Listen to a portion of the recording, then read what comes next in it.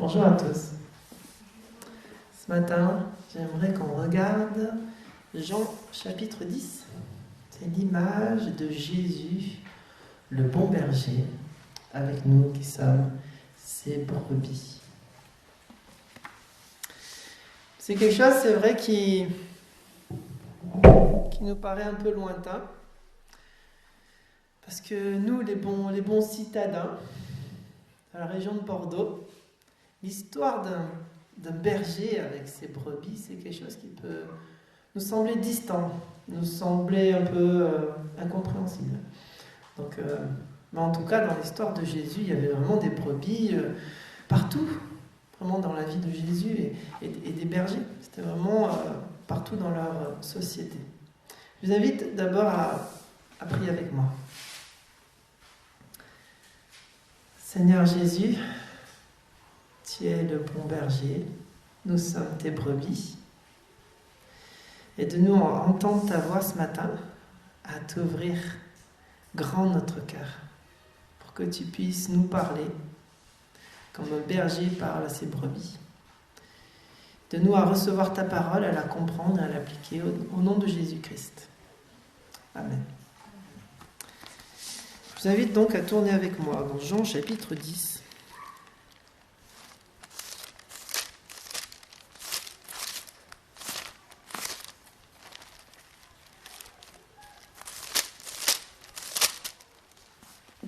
Il est écrit: en vérité, je vous le dis, celui qui n'entre pas par la porte dans la bergerie, mais qui y monte par ailleurs est un voleur et un brigand.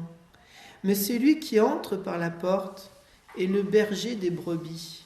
Le portier lui ouvre, et les brebis entendent sa voix.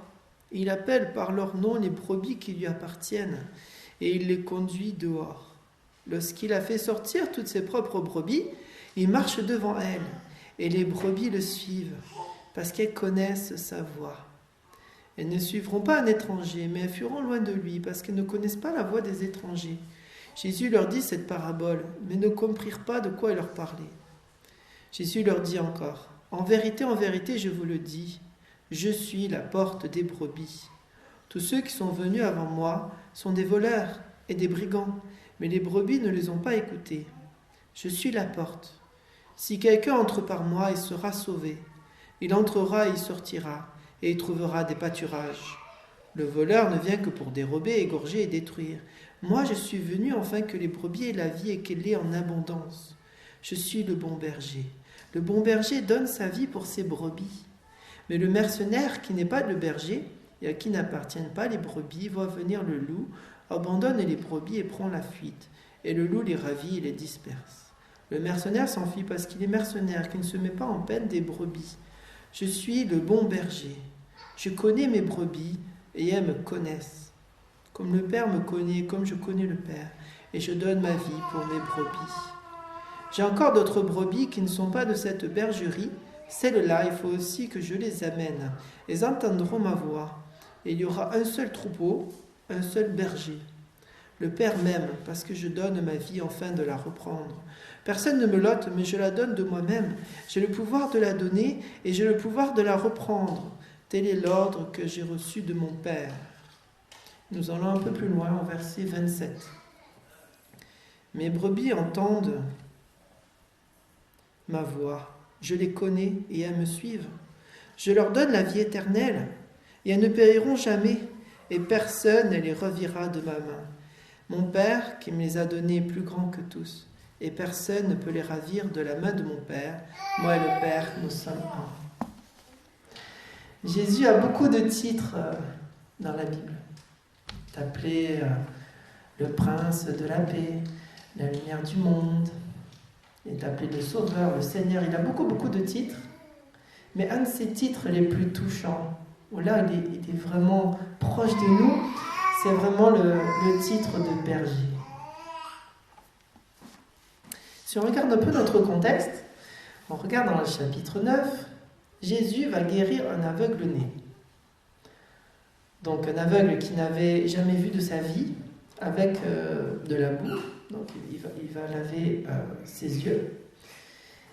Et donc il va y avoir cette réaction de la part des pharisiens, parce qu'ils n'étaient pas contents qu'il fasse ce miracle le jour du sabbat. Et Jésus dit, je suis venu afin d'ouvrir les yeux de ceux qui ne voient pas, et de fermer les yeux de ceux qui voient. Et après, il se présente donc comme le bon berger, comme celui qui peut sauver, et donc ouvrir les yeux des personnes. Si on regarde la définition des rôles, quelques rôles qui sont évidents. Jésus, le bon berger, le chrétien authentique qui est la brebis du Seigneur. Après, nous voyons d'autres rôles, le voleur, le brigand, qui sont en fait des faux enseignants, des faux bergers, qui sont là pour dévier les gens de ce qui est droit.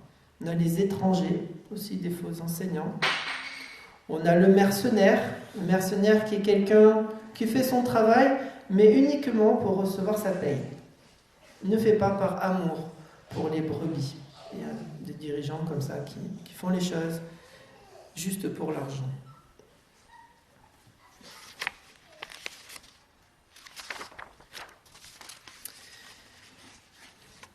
Comme j'ai dit tout à l'heure, le rôle du berger peut nous être un peu étranger. Alors on va essayer de résumer un peu le rôle du berger.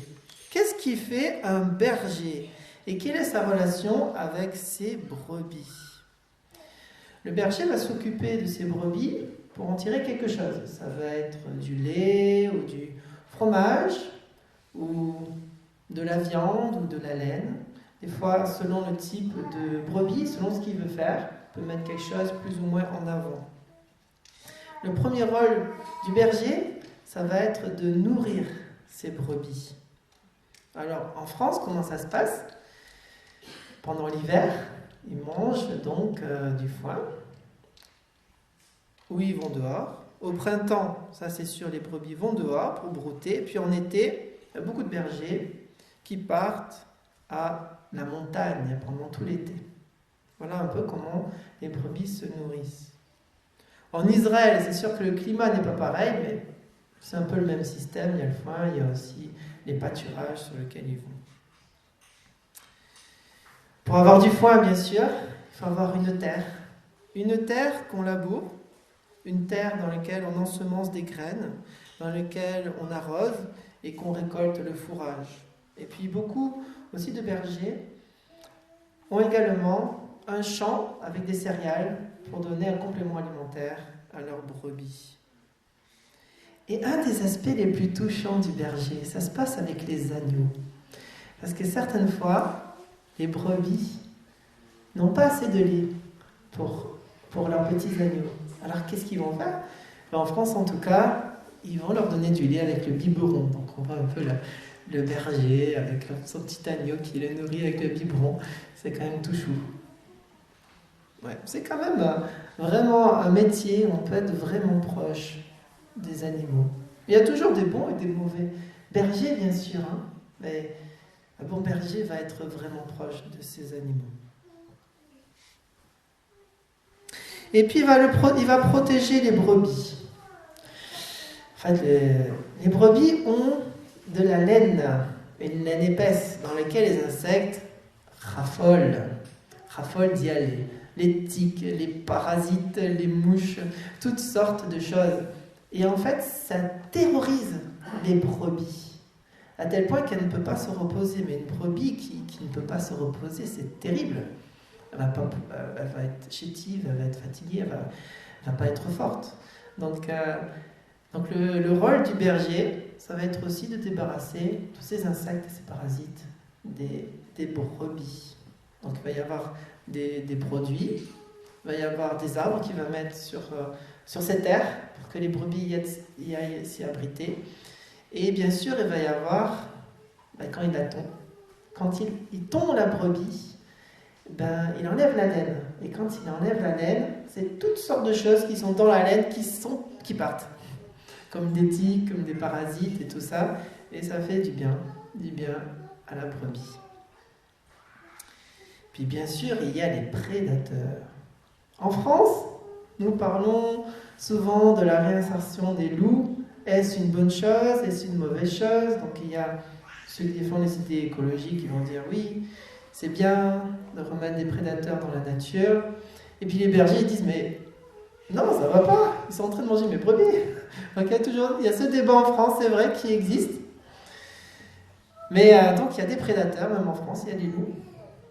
Donc, et d'autres prédateurs. En Israël, à l'époque de Jésus, il y avait différents prédateurs. Il y avait des ours, il y avait des lions, il y avait des léopards, il y avait aussi des chacals.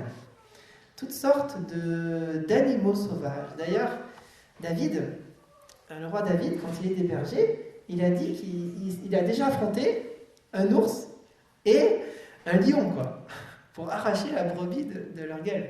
Donc, il y avait un danger constant avec les prédateurs et le berger devait protéger ses brebis. Si vous imaginez, la brebis, elle est carrément sans défense. Elle ne court pas vite, elle n'a pas grand-chose pour se défendre, elle n'a pas des griffes, donc elle est vraiment à la merci des prédateurs sans son berger. Donc voilà, notre rôle du berger, ça va être de protéger les brebis face aux prédateurs. Regardons maintenant plus typiquement d'Israël. Dans notre passage, on voit que c'est écrit que Jésus, il est devant, et puis il y a des brebis qui le suivent. Ça, c'est une façon toute particulière de diriger un troupeau. En gros, il y a deux façons de faire. Soit on se met derrière pour les pousser devant, avec les chiens, soit on se met devant et on appelle les brebis qui nous suivent, soit en sifflant, soit en parlant, que les brebis suivent. Donc ici, c'est clairement dans la mode de l'époque en Israël, je me mets devant et mes brebis suivent avec confiance derrière le berger. Et puis, il faut penser aussi que la bergerie n'est pas le même système qu'ici. On voit une bâtisse comme ça, voilà, une bergerie. Mais en Israël, c'était pas comme ça, c'était comme un enclos. C'était comme un enclos extérieur, donc avec une barrière tout autour et avec une seule porte devant, dans laquelle pouvaient rentrer les brebis. Et avec le portier à l'entrée qui ouvrait ou fermait. Et des fois, cet enclos était collégial. Il pouvait s'y trouver plusieurs troupeaux, ou des fois, il n'y avait qu'un seul troupeau.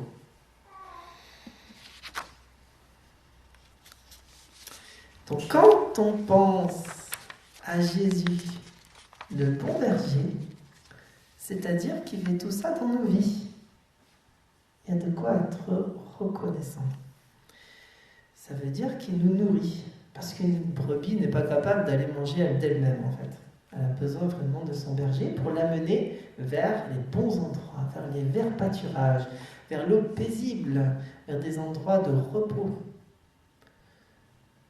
Ce que Dieu fait dans nos vies, n'est-ce pas? On donne le repos de l'âme.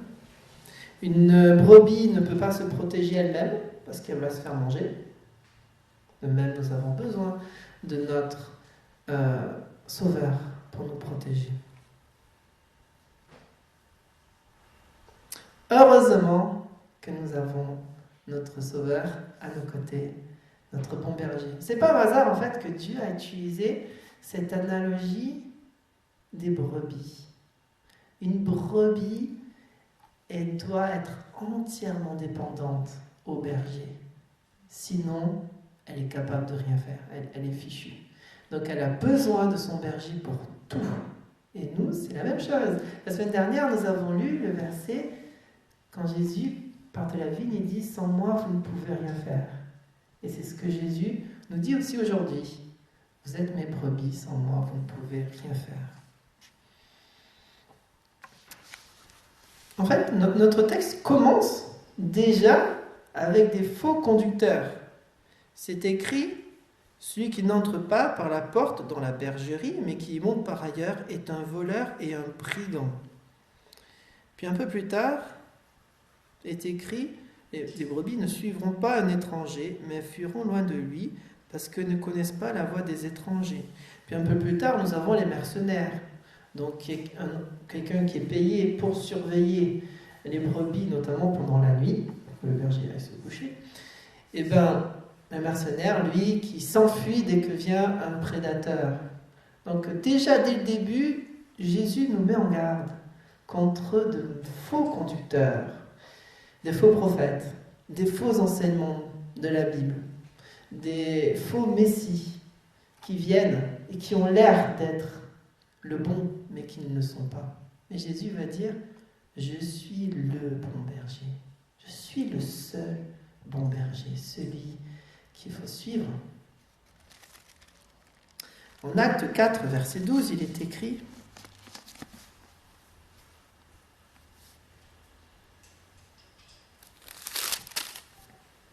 il n'y a de salut en aucun autre, car il n'y a sous le ciel aucun autre nom qui ait été donné parmi les hommes, par lequel nous devions être sauvés. Il n'y a de salut en aucun autre homme que Jésus-Christ, qui est le seul chemin vers Dieu le Père. Puis nous voyons aussi, à côté de la porte, il y a le portier. Et on peut se dire, mais qui est donc ce portier? Il y a beaucoup d'interprétations. C'est Jean-Baptiste qui annonce la venue de Jésus, ce sont les prophètes de l'Ancien Testament. Il y a aussi la possibilité que ce soit le Saint-Esprit qui ouvre les cœurs pour que les personnes puissent rentrer par la porte et être sauvées. Je pencherai plutôt sur cette interprétation-là. Comme il est écrit dans Jean 16, verset 8.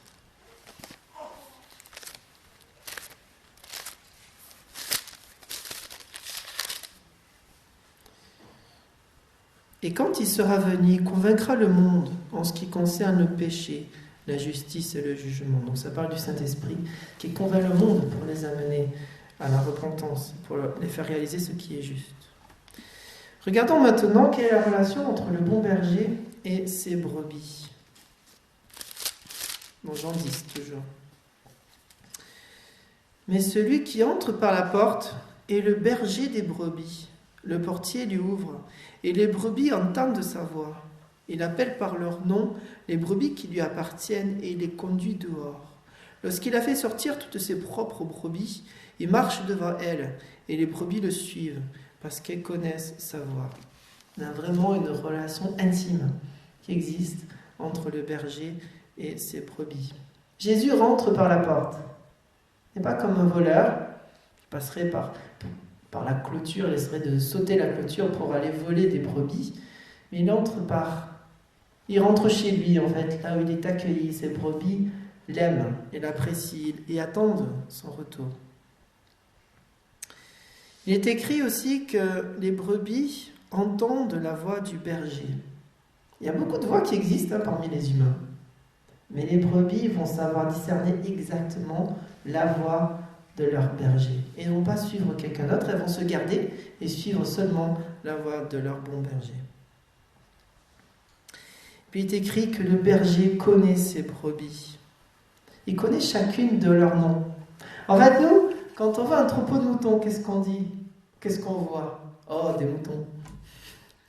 Mais c'est pas ça que Jésus voit. Il voit Annette, Gertrude, Thomas, Barthélemy. Enfin, il voit chaque personne. Il connaît intégralement nos propres personnes. Et ça, c'est tellement rassurant de savoir connu. Des fois, on se dit, ah, je suis incompris, les gens ne me comprennent pas. Mais on peut se dire, en tout temps, il y en a un qui nous comprend. Et on va devant lui. Il connaît déjà les paroles qu'on va lui dire, les prières qu'on va faire. Il nous comprend parfaitement, donc nous pouvons venir avec lui dans une pleine confiance. Il connaît aussi tous nos problèmes. Comme les brebis, ils ont des insectes, ils ont soif, ils ont des douleurs à la patte, etc. Dieu connaît chacun de nos problèmes. C'est aussi ce qui est écrit dans le psaume 139, que Todd avait prêché il y a quelques mois dans le confinement. Psaume 139.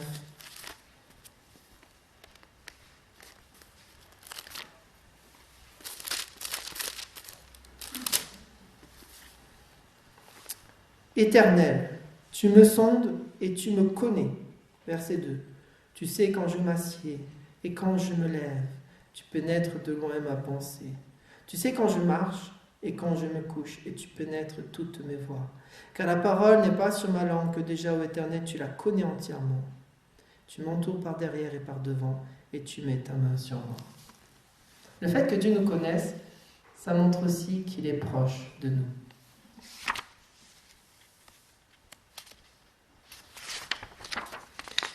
C'est incroyable de se dire aujourd'hui que le troupeau du Seigneur, même s'il est très nombreux, c'est des millions de personnes, de chrétiens à travers le monde qui lui appartiennent et qui font partie de son troupeau. Et malgré cela, il connaît chacune de ses brebis intimement et parfaitement. Il est vraiment tout près de nous. Alors il est écrit aussi que les brebis lui appartiennent. Dans Éphésiens 1,7, c'est écrit que Jésus nous a rachetés, nous a comme achetés sur le marché des esclaves pour que nous lui appartenons, pour faire de nous sa propre possession. Il est écrit encore que Jésus marche devant. Il marche devant et il y a les brebis qui le suivent. Les vraies brebis du Seigneur suivent leur berger. Alors certaines fois, c'est vrai qu'il y en a qui sont un peu têtus. Elles traînent un peu en arrière. C'est vrai. Et des fois, le berger dit une fois, 2 fois. Et la 3e fois, c'est le chien qui mord pour que la brebis avance.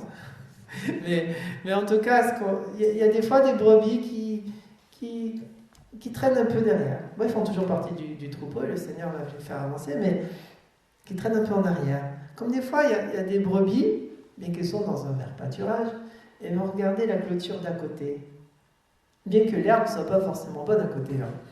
Mais c'est juste pour le plaisir de désobéir au berger. Je vais passer ma petite tête par la clôture pour aller manger à côté. Pourtant, le vrai bonheur, il est dans le vert pâturage. Et puis franchement, il y a tout un système parmi les brebis. Il y a les brebis dominantes et il y a celles qui sont paisibles. Et en fait, celles qui essayent de dominer sur les autres, de prendre leur territoire, de montrer qu'elles sont plus fortes, elles vont être malheureuses. Mais celles qui écoutent leur berger, elles se reposent, elles sont tranquilles, elles sont bien. Donc en fait, la joie, en tant que chrétien, c'est d'être dans l'obéissance de notre Seigneur. C'est là que va vraiment être le repos. Comme est écrit dans le psaume 23, il me fait reposer dans de verts pâturages.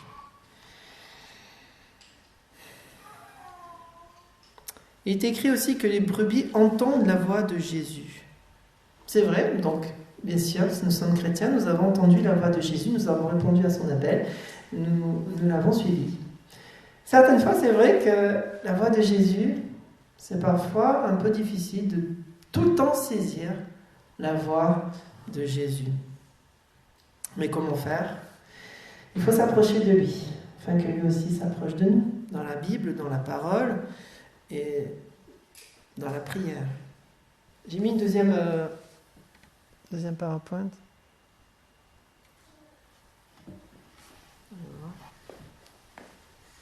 Voilà.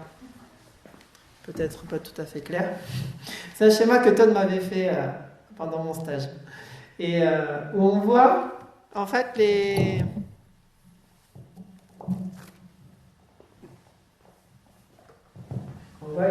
la voix de Christ, ce qui nous aide à prendre une décision, les différentes choses de notre vie.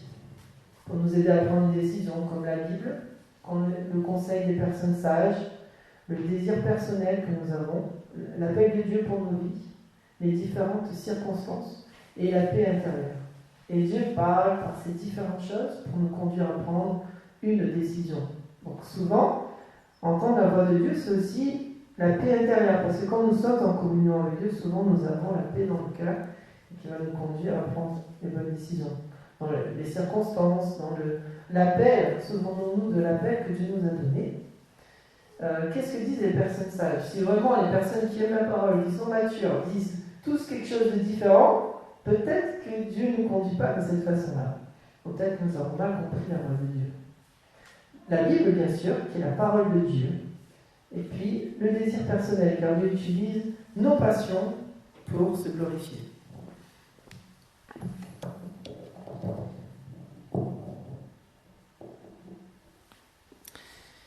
En fait, ce qui va nous permettre d'entendre la voix de Dieu, c'est le Saint-Esprit. Le Saint-Esprit que Dieu a donné à ceux qui lui appartiennent Et le Saint-Esprit parle, comme c'est écrit en Acte 13.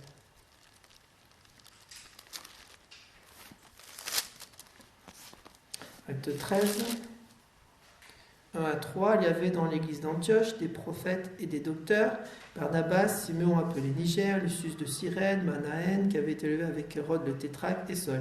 Pendant qu'ils servaient le Seigneur dans leur ministère et qu'ils jeûnaient, le Saint-Esprit dit « Mettez-moi à part Barnabas et Saul pour l'œuvre à laquelle je les ai appelés. » Après avoir jeûné et prié, ils leur imposèrent les mains et les laissèrent partir. Donc clairement, le Saint-Esprit parle. C'est une personne qui parle et qui nous dirige selon l'appel de Dieu. Et ici, c'était partir évangéliser. Mais certaines fois, c'est possible d'attrister le Saint-Esprit de Dieu, de le rendre triste, comme c'est écrit en Éphésiens 4, verset 30.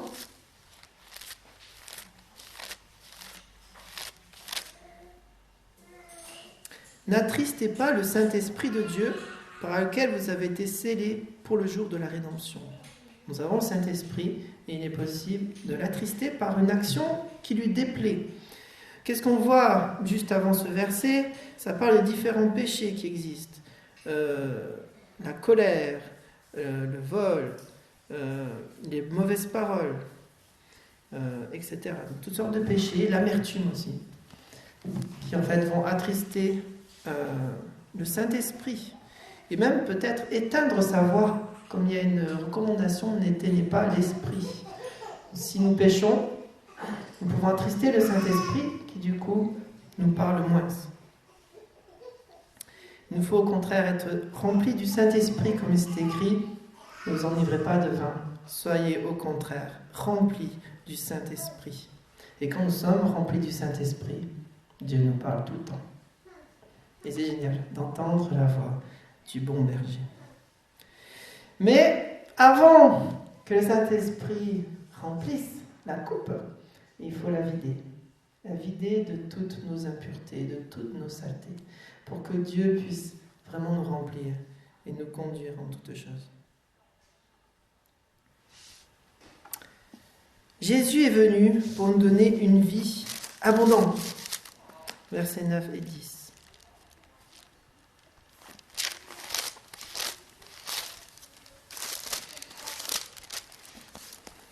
Il est écrit « Je suis la porte. Si quelqu'un entre par moi, il sera sauvé.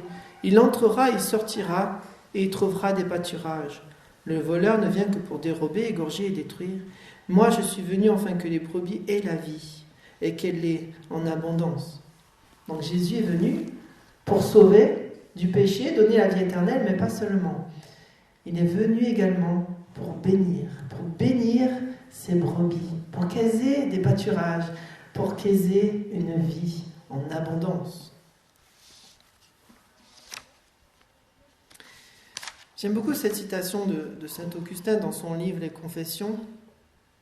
Tu stimules l'homme à prendre plaisir en te louant, parce que tu nous as fait pour toi. Et notre cœur est sans repos, jusqu'à ce qu'il repose en toi. Le vrai repos est trouvé dans le Seigneur. C'est là qu'est notre vraie joie et notre vie abondante, dans notre communion avec Dieu. Dans Éphésiens chapitre 1, on voit beaucoup de bénédictions qui sont données aux chrétiens. Par exemple, l'élection pour vivre une vie sainte, l'adoption, nous sommes devenus les enfants de Dieu. Nous lui appartenons, nous sommes pardonnés de nos péchés, nous connaissons la volonté de Dieu, nous sommes ses héritiers, nous avons été scellés du Saint-Esprit et nous avons le paradis qui nous attend. Mais en plus de tout cela, je pense que la vie abondante est également sur cette terre pour les chrétiens. Dieu donne énormément de bénédictions aux chrétiens ici même. Des choses qui sont tangibles. Par exemple, je pense notamment aux commandements que Dieu nous donne. Si on les suit de tout notre cœur, on a vraiment beaucoup de bénédictions dans notre vie. Parce que Dieu nous a donné des commandements qui sont bons pour nous. Par exemple, dans ce monde, on trouve beaucoup de personnes qui se déchirent. Et beaucoup d'amertume. Mais quelqu'un qui suit Jésus de tout cœur, il va rejeter l'amertume. Et lui-même va avoir la paix avec les autres et la paix dans son cœur.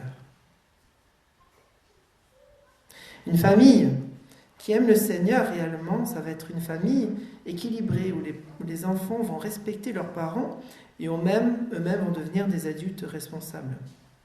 Celui qui suit Jésus, par exemple, va éviter des éléments toxiques, comme la drogue, comme l'abus d'alcool, et va donc protéger sa propre santé. Quelqu'un qui suit Jésus de tout cœur va être prudent sur la route, respecter les limites de vitesse, et donc va avoir moins d'accidents. Une femme qui suit Jésus de tout cœur va profiter du bébé que Dieu va lui donner, ne va pas le mettre à mort. C'est vrai que l'avortement fait énormément des problèmes psychotraumatiques pour ces femmes. Et puis après, il va avoir des convictions profondes sur la Bible qui va permettre de ne pas être tourmenté par des questions existentielles. Aujourd'hui, en fait, beaucoup de gens sont perdus. Beaucoup de gens ne savent pas ce qu'ils croient et n'ont pas de conviction. Et des fois, c'est terrible de ne pas savoir ce qu'on croit. Et on a toutes ces questions existentielles sans réponse. Mais quelqu'un qui est vraiment attaché à Jésus va avoir ses réponses et va avoir la paix.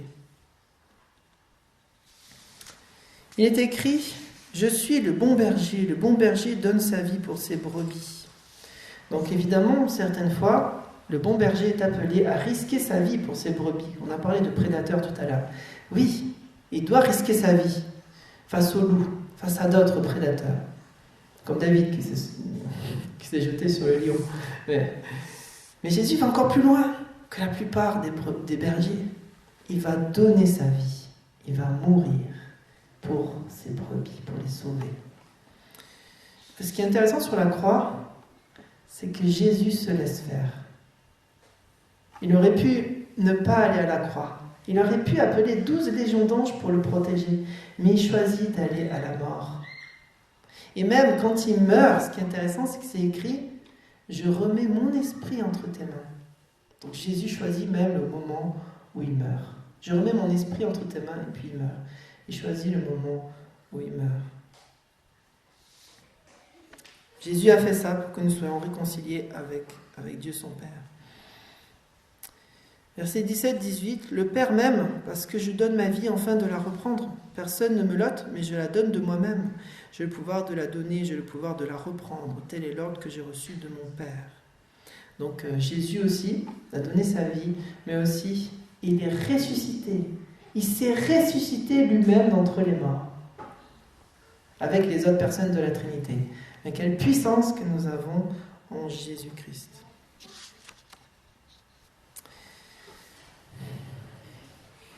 Ce qui est magnifique, c'est que nous avons un bon berger qui peut reposer notre cœur et nous donner la paix. Une brebis, elle peut être affolée tout le temps. Il y a une mouche, je suis affolé. Il y a un lapin qui arrive, je suis affolé. Il y a le chien de berger, je suis affolé. Il y a quelqu'un d'autre qui arrive, je suis affolé. Et certaines fois, nous les humains, nous pouvons être affolés dans la peur pour plein de choses. Mais Jésus nous dit aujourd'hui, je suis le bon berger. Il nous dit de ne pas être dans la peur, mais de s'en remettre entièrement à lui et de se reposer en lui. Jésus nous protège. Il est écrit, « Mes brebis entendent ma voix, je les connais, elles me suivent. Je leur donne la vie éternelle, elles ne périront jamais, et personne ne les ravira de ma main. Mon Père qui me les a donnés est plus grand que tous, et personne ne peut les ravir de la main de mon Père. » On voit ici l'assurance de la vie éternelle que peuvent avoir les brebis. Il est écrit, « Je leur donne la vie éternelle, elles ne périront jamais, personne ne les ravira de ma main. » Un salut éternel donné aux chrétiens. Une protection. Pourquoi est-ce qu'on est protégé ? Parce que personne n'est plus grand que le Père. Donc personne ne peut enlever les brebis de sa main, parce qu'il est tout puissant pour les protéger. Tout puissant de les protéger contre les loups, contre les brigands, contre les voleurs, contre les étrangers. Tout puissant pour les protéger.